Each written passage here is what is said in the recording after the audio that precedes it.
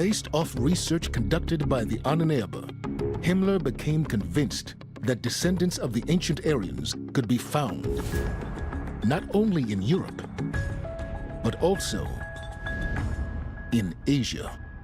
Himmler thought that there was a huge Aryan influx into the area of Tibet. There had been a huge influx of the Aryans in North India in ancient times, and so Himmler was hoping to track that in Tibet as well.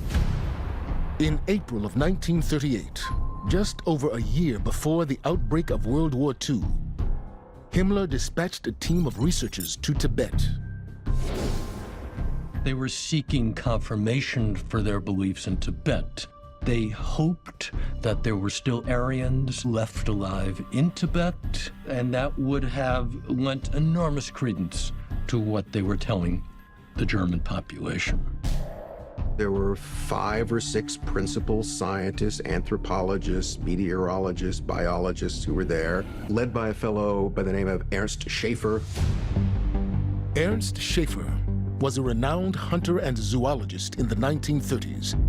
He was also a member of the SS, making him the ideal person to lead the Ahnenerbe's expedition to Tibet. Schaefer guided the team's 50-mule caravan on an arduous, year-long trek through the region.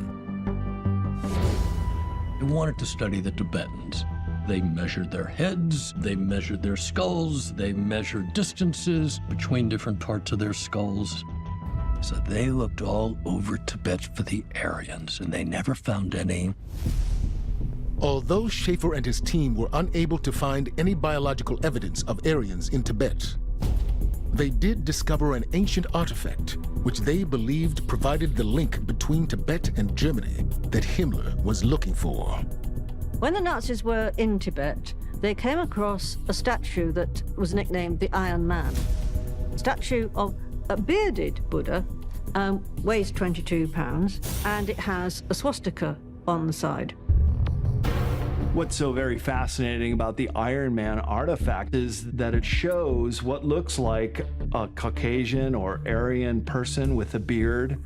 And they thought that this was proof positive that the Tibetan people had been ancestors of the Aryan race. And they brought back this artifact to show others in the Ahnenerbe Society and the upper echelon of the Third Reich. And they claimed that indeed they had found root traces to this Aryan race in Central Asia.